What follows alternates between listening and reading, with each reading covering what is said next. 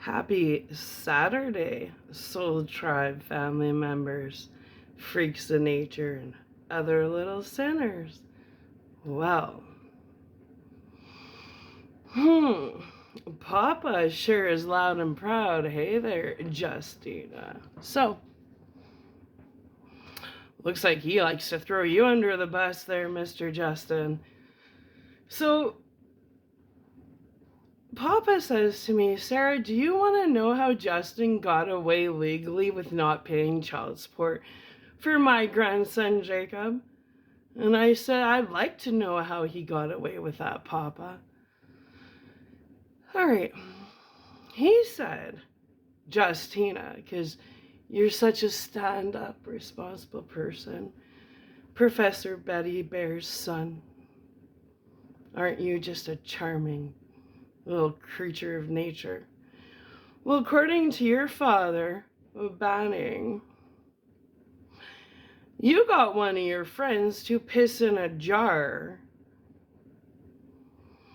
and take the DNA test for Jacob. Is Papa lying, Justin? Did you go that low? And Papa actually showed me who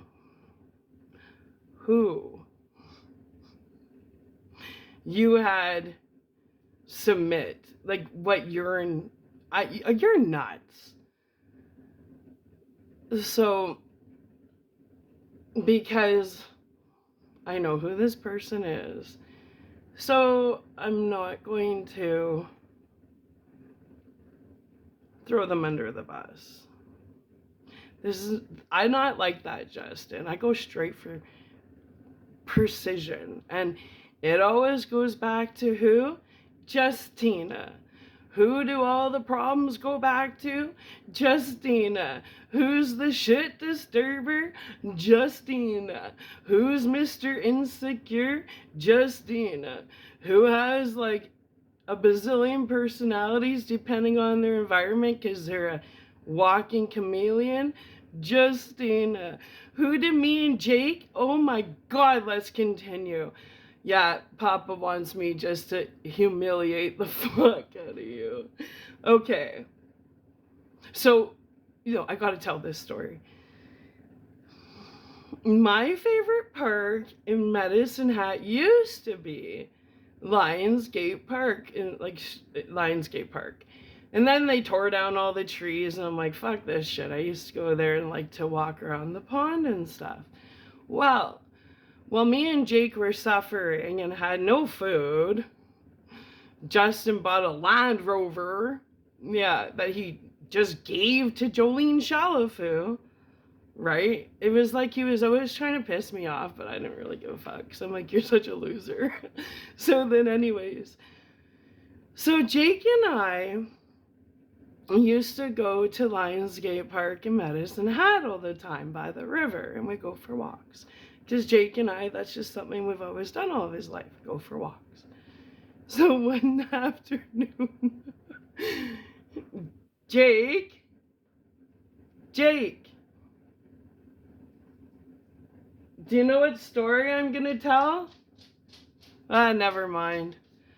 Okay, so one afternoon, Jake and I go to Lionsgate Park for our walk. It's like after school. I pick him up from school and we go for a walk and talk about his day. And sometimes we sit at the picnic table and do his homework. It was just what we did. We like nature.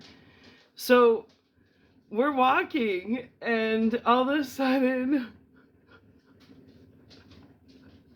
we see the Land Rover in the parking lot. Like, this is like a quiet park that nobody's at. Kind of like, guess you would call it makeout park, but Justin's old balls at this point.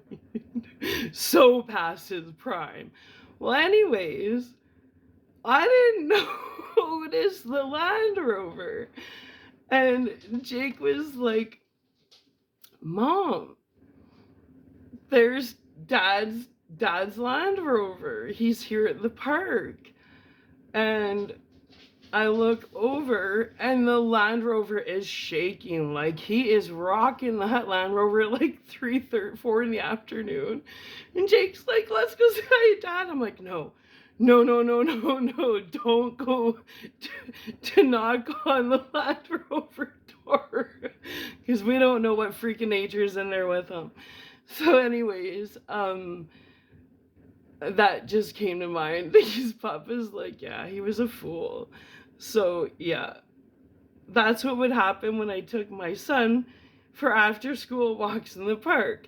His cool daddy would be rocking the Land Rover in the parking lot with God knows whoever. So anyways, good one, Justin. I forgot about that. Is there any other? That one was, I totally forgot about that. You're such a moron.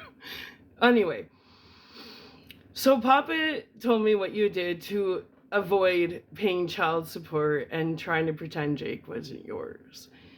That you had your friend, and I know what friend it is, ask Jake to pee in a container for him, and he paid him like $10 or something.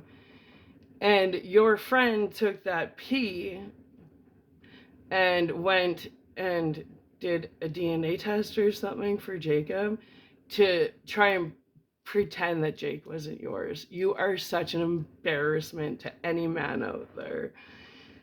Thank God there are normal men still out there, but you are such a freak of nature. Oh my God. Like, really? That's pretty low. See, Justin used to get mad because I never thought he was cool. I never put him on a pedestal. He always had me on a fucking pedestal. So after the little rape, which is funny because, yes, being raped by Dan Dewick, well, and he was dating Christy Dewick at the same time, same last names. And she was like psychotic jealous. She's like, I own Justin. So then anyways, Justin used to sneak to my house because she was so nuts. And he would just come because we would do exchanges with Jake Sunday to Sunday. We did a week on, week off for a little bit. And we'd exchange on Sundays, and he would come and we would have coffee and, just talk, right, privately. And his phone would be going off the whole time. And he'd be like, oh, for fuck's sakes. So then she got so jealous, Christy Dewick, that we had to switch our schedule to Mondays, where I would drop Jake off at school on Mondays and Justin would pick him up from the after school program so Christy wouldn't have temper tantrums because we weren't not allowed to talk. Yeah, she was mental. So then anyways, her nickname was Doc. she was something special. So then anyways, she used to torture Jake. Fuck, she was such a bitch to Jake. We used to call her the ogre. She was just such a manly person, just an ogre. So then anyways,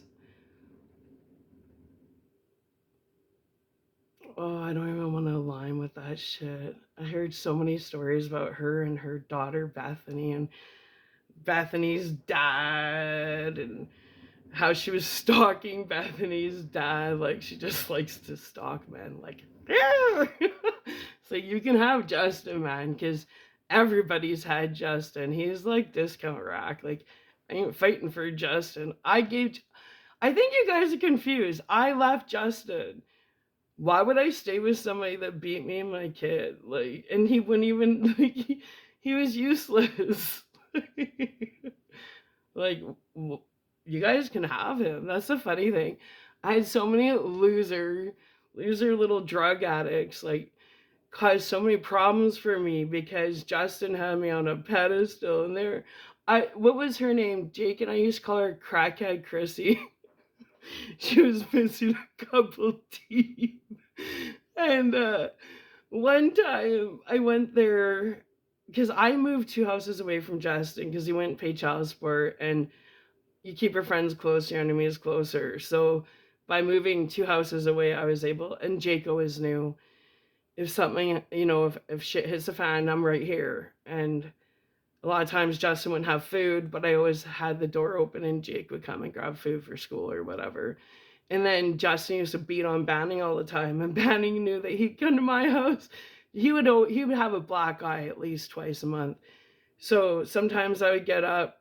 I lived in a nice home. It was like 4 bedrooms, just Jake and I made good money. I was working, in the kitchens, right? So Banning always knew I had an open door policy because Justin would, when I left, I felt bad because I left Banning with Justin, and fuck, he used to beat on him all the time, like smash his glasses. He just beat on him. So disturbed because Banning was so harmless, right?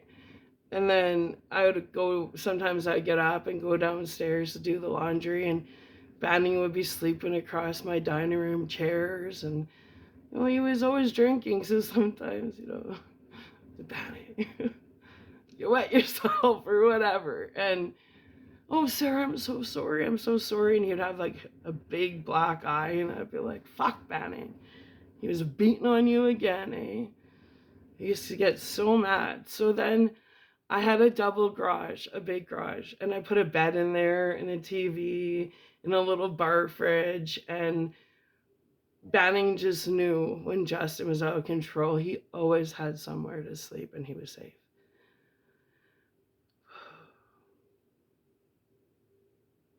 See, Banning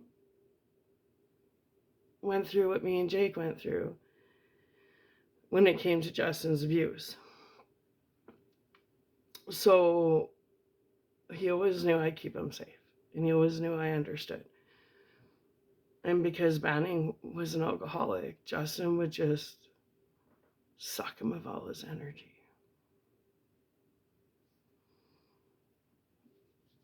I felt guilty leaving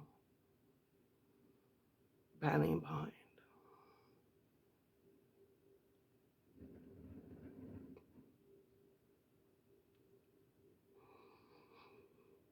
And I know how many people, how many women Justin has abused and taken advantage of, and how many women he's forced into having abortions because he's such a fucking loser. And I just want you women to know that stand strong. And I know what he put you through. Stand strong.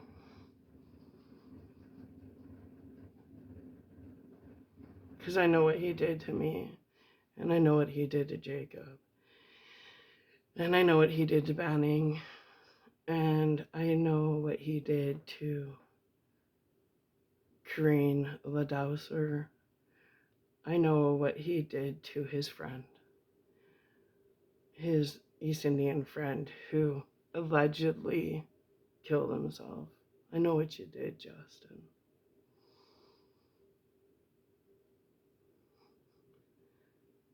I know what you did.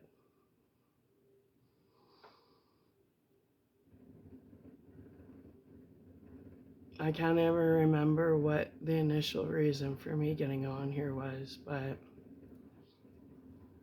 your dad really has had enough of your shit.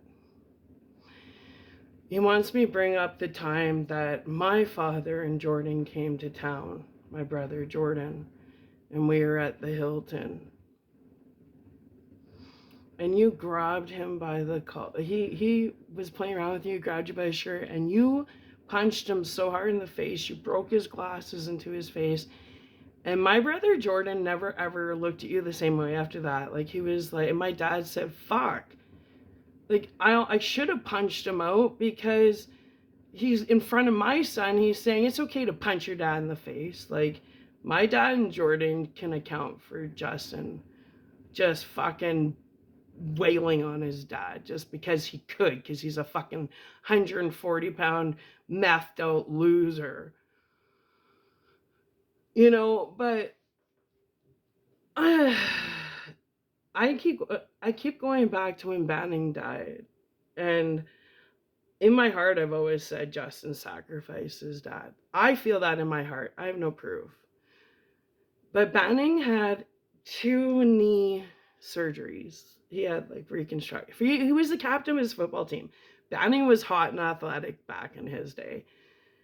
And this is when Justin was really coked out, and this is after he tried to kill Jake, and he was beating on Jake. And I would come home because I had an attached garage, and I would open up the garage door, park the car in there, it'd be dark, the garage door would close, and in my headlights, Justin would be standing there like this, just staring at me, and I'm like, he looks possessed. I'm like, what's up? He's like, wanna smoke a joint? I'd be like, okay, like, you're nuts. But I remember he got really weird, and he had this big police flashlight, and Banning was sitting on the couch. I heard this story, and Justin went up behind him and smashed his knee, like smashed it, the knee that he had 2 surgeries on. And everybody knew Banning was an alcoholic, so for Banning to have to go on antibiotics, he's gonna drink on them, and he's gonna get an infection. So then Justin smashed the shit out of his knee, the one that had 2 reconstructive surgeries on. And then he got put on antibiotics, and he drank through his antibiotics. And then I found out that he had had a stroke through this process. It was like within 2 weeks span of him smashing. He was fine, and then Justin smashed his knee, and Banning was dead less than a month later. And I hear Banning say, tell the story. So then Banning, what I heard, ended up in the hospital. And I heard this all after, like, I wasn't even invited to Banning's funeral. Jake and I weren't invited. It was the weirdest thing because we were so close to Banning, right? And then the story I was told was that Banning ended up on life support, and it just broke my heart. And Erin Andrews and Cindy wanted Justin to pull life support, right? Like, pull the plug. And Justin wouldn't answer his phone, and they found him drunk at the Royal. Allegedly, this is the story I was told, that his cousin Erin Andrews had found him at the Royal drinking. And they said, Justin, you need to pull life support on your dad. And he wouldn't even get up to go to the hospital. And it was, I think, Cindy or Erin that actually pulled life support on Banning.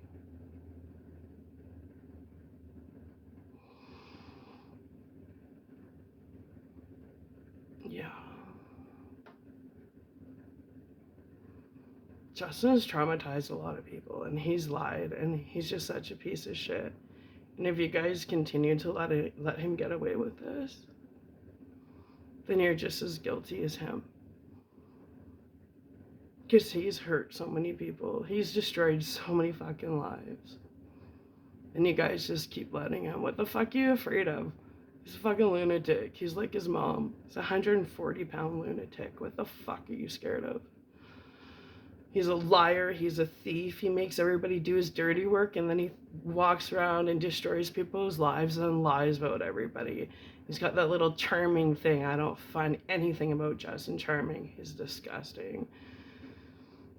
I always see his eyes, though. If you guys really stare in his eyes, he gets this serpent look where he's like, and he's just, yeah. He's just an empty vessel. Justin's the Walking Dead. He has done so much shit that he's just a walking empty vessel. He's dead and doesn't even know it. There's nothing in there. There's nothing left in that man. After all this shit he's done to people, there's nothing left in him. He's like the typical vampire where he looks like the guy, but Justin's been gone for years. Anyway, there you go, Justin, your dad. He's got the floor now. Papa's taken the floor. And I don't care if Papa wants to speak. I will definitely be a messenger for Papa, because you abused him so badly, and everybody, all the people that knew you back in the day will say, yeah, Justin beat on Banning all the time. Justin's energy harnessed it off Banning all the time. Banning wouldn't hurt a fly. But Banning was the only Papa Jake had. Banning, he was like the only family we had in Medicine Hat. And I'm really glad that he hangs out with us. And I'm glad that Jake had him. And I've been feeling him so much lately. So Papa, I love you, and Jake loves you, and thank you so much for just still being such a big part of our life, part of our soul tribe. Yeah. And you know, if anybody, I know there's a lot of people that watch Justin abuse Banning, beat on him. Can you come forward out of respect for Banning and tell your story about what you witnessed Justin do to his father? Because the reign of that lunatic needs to end. It needs to end now. So I'm begging people, come forward. If you witnessed Justin abuse his father, Banning Wallace, you need to come forward and talk about it. If you witnessed Justin abusing your children, you need to come forward and talk about it. If you children witness Justin abusing your mother, you need to come forward and stand up for your mom. The only thing to fear is for yourself. Because my son witnessed him abusing me all the time. So I'm sure that traumatized my son. So I'm sure there's a lot of you kids out there, there may be adults, young adults now, that witnessed him abuse your mom. And you need to come forward. You need to tell your story. And you have nothing to be scared of. Justin's under investigation. He's a complete lunatic. I haven't talked to him in years. I don't know if the guy's alive anymore, but if he is, like, there's nothing to be scared of when it comes to him. He's been on borrowed time for a long time. Well, I guess Banning has spoken. Hey, Justin. Yeah. I don't even, like I said, I don't talk to any of these people, but his little ghost lives on. His little ugliness. It lives on until people tell their truth about what he did to them. Women need to come forward. Children need to come forward. And people that were once his friends, you need to come forward and talk about what you've seen. Because that's evil. That's you know, he used to threaten Jake, and he's like, well, if you tell your mom stuff, you're a rat. You know what? Who gives a fuck if Justin Wallace thinks you're a rat? Who cares? You need to come forward with your stories. Because there is so many people that have told me their stories about how he's affected their life, and I'm talking so many. So just know you're not alone. He's affected so many people's lives, and they've told me their story. Yeah. All right, well, Papa's spoken, I guess, hey? There's something sexy about truth telling, isn't there? Come on, find your inner sexiness. Start being a truth teller. All right, I love you.